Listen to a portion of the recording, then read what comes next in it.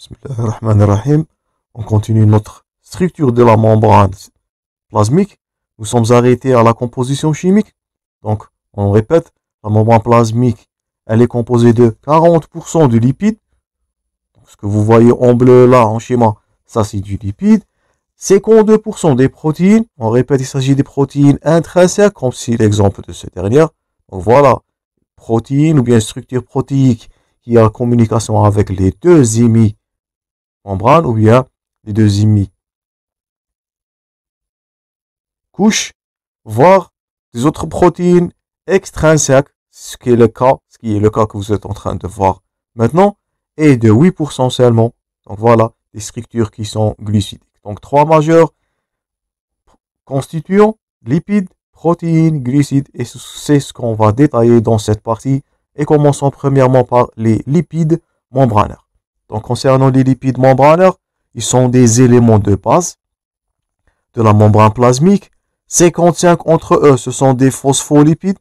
Voilà les structures de phospholipides, ce que vous êtes en train de voir dans l'illustration. 25% de cette dernière, ils sont du cholestérol. Et 20%, ce sont les glycolipides. On répète, pour les lipides, ce sont la majorité de cette dernière, c'est les phospholipides. D'abord, on dit qu'il s'agit d'une bicouche phospholipidique. Et voilà l'unité fonctionnelle, ou bien l'unité structurelle de cette dernière. Il s'agit du cholestérol, on va voir le rôle de ce dernier. Donc toujours, ça c'est un phospholipide, ça c'est sa structure. Ça c'est la structure du cholestérol, et vous avez minoritairement les glycolipides. Commençons premièrement par les phospholipides. Donc les phospholipides, ils sont dites, notez-vous bien ce terme, amphiphiles. Amphiphile veut dire qu'elle a deux pôles. On répète, phospholipide, c'est cette dernière, bien c'est ce constituant qui est amphiphile. Il a deux structures, structure qui est hydrophile. Vous êtes en train de noter la similitude ou bien la ressemblance entre cette dernière et ce qu'on a vu dans la microscopie électronique. Donc, ce sont les phospholipides qui donnent le caractéristique amphiphile. La tête, ce que vous êtes en train de voir là, donc un lipide ou bien un phospholipide, il est formé de tête et une queue. La tête, c'est écrit dans votre support, elle est hydrophile, ou dans l'illustration, elle est dite polaire, c'est la même chose. Donc hydrophile, polaire, c'est la même chose. Et une queue, voilà la queue qui est dite non polaire, voire hydrophobe. Donc ce qui va former la couche qui est sombre, c'est la tête. J'espère que vous avez noté ça par maintenant. Donc la tête qui est polaire, c'est cette dernière qui va donner les deux couches qui sont dites sombres, ou bien qui sont noirâtres, et la queue, ou bien les deux queues de ces bicouches phospholipidiques, c'est elles qui vont former la troisième couche qui est claire.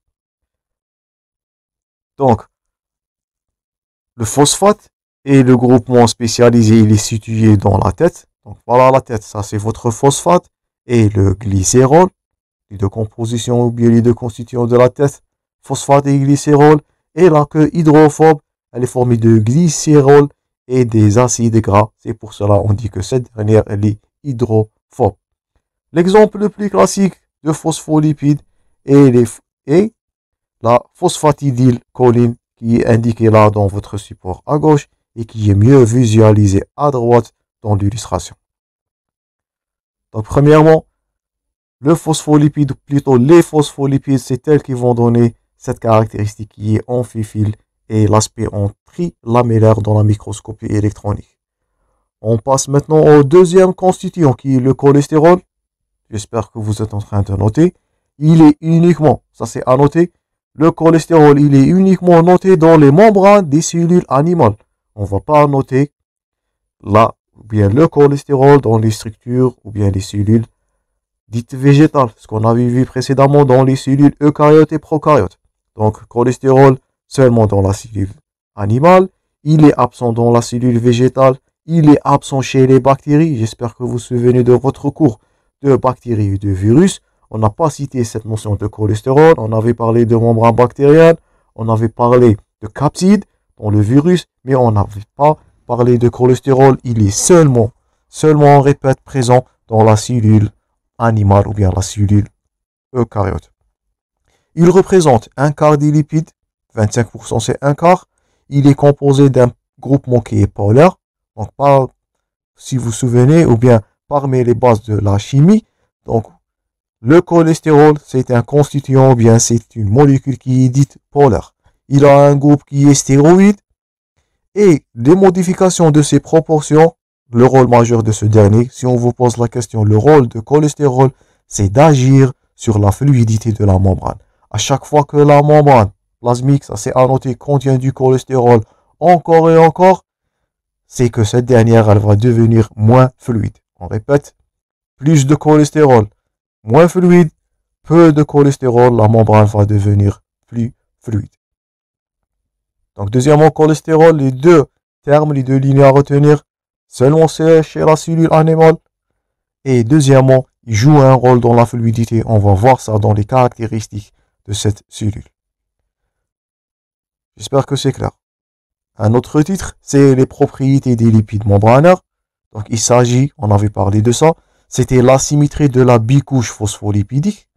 La répartition des lipides entre les deux feuilles internes et externes, elle est asymétrique. Deuxièmement, la fluidité. Donc, la fluidité des membranes, elle dépend de, notez-vous bien, de l'insaturation des phospholipides. On revient à notre phospholipide. On avait parlé des acides gras. Si vous vous souvenez de votre biochimie, vous avez parlé, ou bien vous avez vu le cours concernant les acides gras qui sont dits saturés ou bien insaturés. Donc, la notion de saturation de cette dernière, ça va jouer dans le rôle de la fluidité. Donc ça c'est premièrement. Deuxièmement, deuxième composant qui va jouer sur la fluidité, c'est la quantité du cholestérol. Et troisièmement, la température. Donc on va détailler. Donc premièrement, l'insaturation des chaînes hydrocarbonées, elle va augmenter la fluidité des membranes. D'abord, les acides gras dits insaturés, ils sont bons pour la santé. Pourquoi? Insaturés veut dire qu'ils ne vont pas former des liaisons, ils ne vont pas contribuer à la synthèse de l'athérosclérose. Vous allez voir ça dans votre biochimie et dans votre anatomopathologie. Donc, on répète, à chaque fois que les acides gras de ces bicouches phospholipidiques ils sont insaturés, vous allez voir une membrane plasmique qui est dite fluide. Ça, c'est premièrement. Deuxièmement, passons au cholestérol. On répète la phrase. Le cholestérol, il va renforcer la solidité de la membrane. Il se place entre les molécules phospholipidiques, il va les immobiliser. Donc, à chaque fois que vous avez plus de cholestérol, vous êtes en train de parler d'une immobilisation. Donc, là, voilà dans votre support.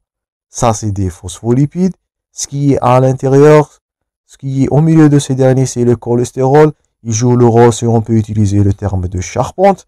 Donc, plus de cholestérol, moins de fluidité de cette membrane et vice-versa. Moins de cholestérol, plus que votre membrane va devenir fluide. Voilà votre fluidité. Et troisièmement, troisième facteur, donc on avait parlé premièrement de l'insaturité des chaînes ou bien des acides gras. Nous avons parlé de deuxièmement, le deuxième facteur. Vous êtes censé de garder ces trois facteurs. C'est le taux ou bien la quantité de cholestérol. Et dernièrement, c'est la température. Donc, c'est logique. À chaque fois qu'il s'agit d'une augmentation de la température, il s'agit d'une fluidité. À chaque fois qu'il s'agit, ou bien qu'il y a une diminution de la température, la fluidité de cette dernière, elle va diminuer. Donc, ce paragraphe, vous devez le retenir car il est hyper tombable. Donc, ça, c'était premièrement le premier constituant. C'était les lipides. Maintenant, on va passer à un autre constituant qui est les protéines. On avait vu ça dans la partie précédente. Donc, les protéines, il s'agit de deux variétés. Certains qui sont dites intrinsèques et extrinsèques. On avait expliqué ça précédemment. Donc, les protéines intrinsèques, ils vont pénétrer à l'intérieur de cette bicouche. Ils vont la traverser. Ils vont exposer les portions sur les deux faces. La face cytoplasmique et la face extracellulaire ou bien extracytoplasmique de cette membrane. Donc, elle est dite intrinsèque. Par contre, ce que vous êtes en train de visualiser, là, c'est votre exemple de protéines qui sont dites extrinsèques. Ils sont entièrement situés en dehors de la bicouche phospholipidique, mais par convalence à un lipide. Donc, ils ont une relation, ils sont attachés à une seule partie de cette phospho ou bien de cette hémimembrane.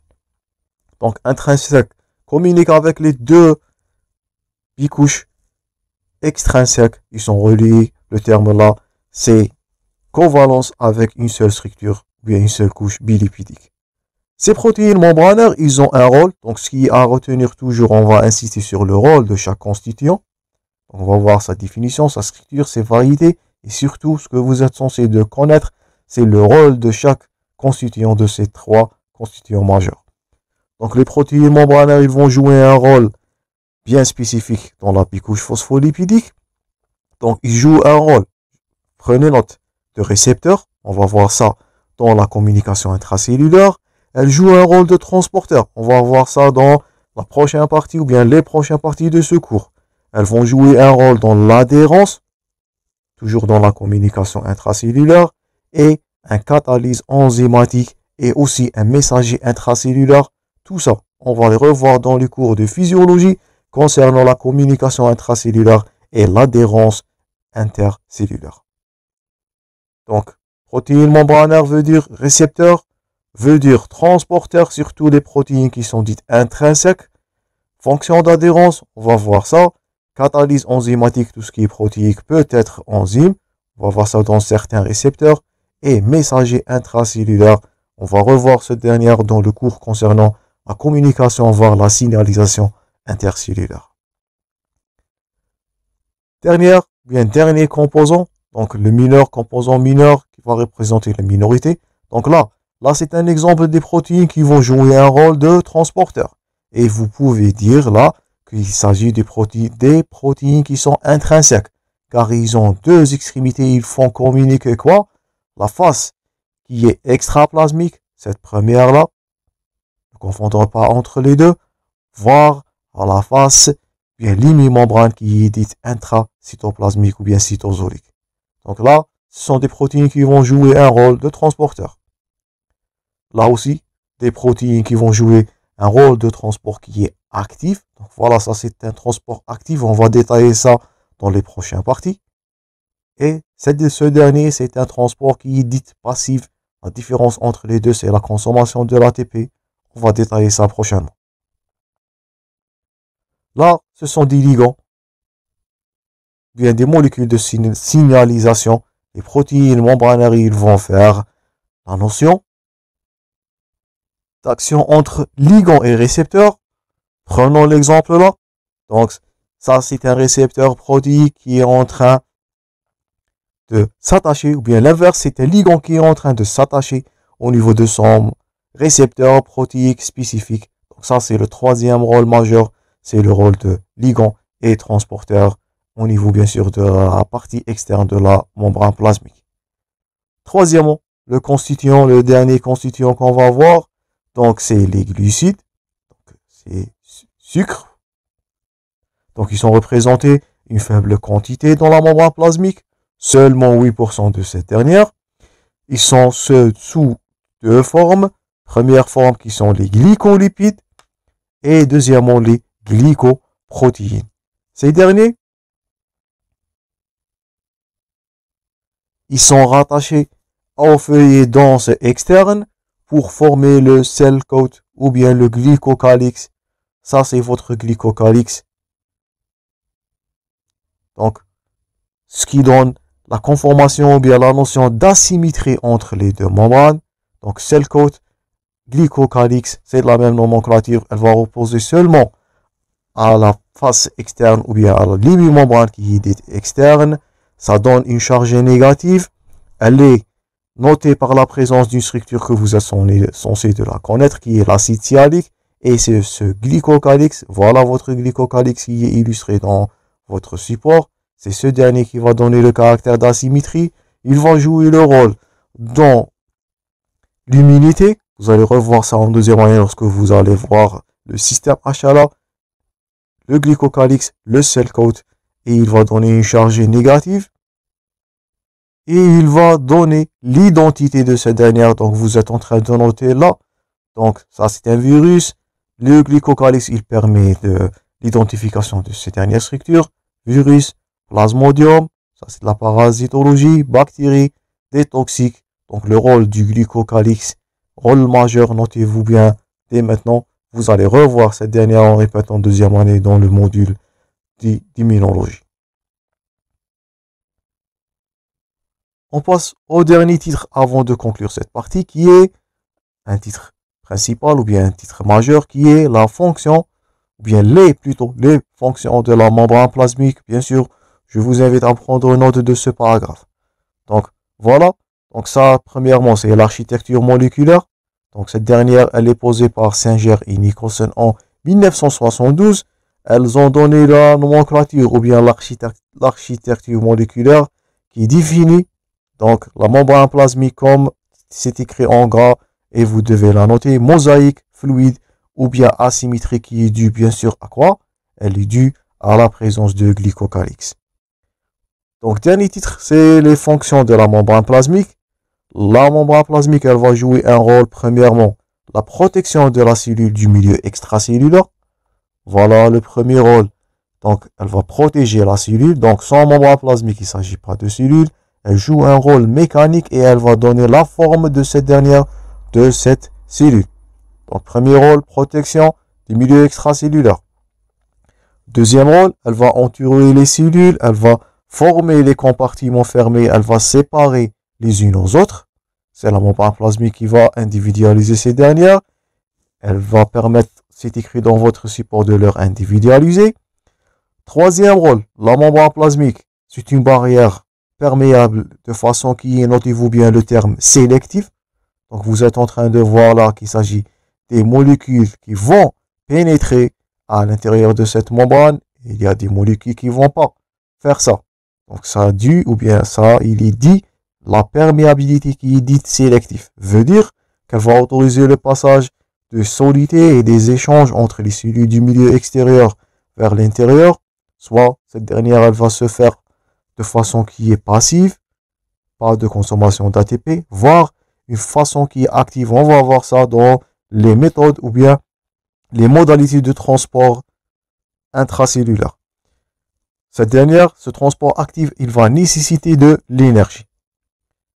Donc voilà, la notion de transport. Dans ce transport, elle va contrôler quoi? L'entrée de substances et la sortie des déchets, qui veut dire, lorsqu'on dira entrée de nutriments, sortie de déchets, c'est cette membrane plasmique, surtout les protéines intrinsèques qui vont réguler le métabolisme. Notez-vous bien le terme si on vous pose la question. Est-ce que la membrane plasmique, elle a un rôle dans le métabolisme de la cellule? La réponse est oui. Donc là voilà, elle va contrôler la sortie des déchets, plutôt premièrement l'entrée des substances nutritives, sortie de déchets. Et c'est pour cela, lorsqu'il s'agit, comme on a vu dit au début de ce cours, lorsqu'il s'agit des problèmes ou bien de pathologies comme nous allons voir dans la membrane plasmique, elle peut mener à la mort cellulaire.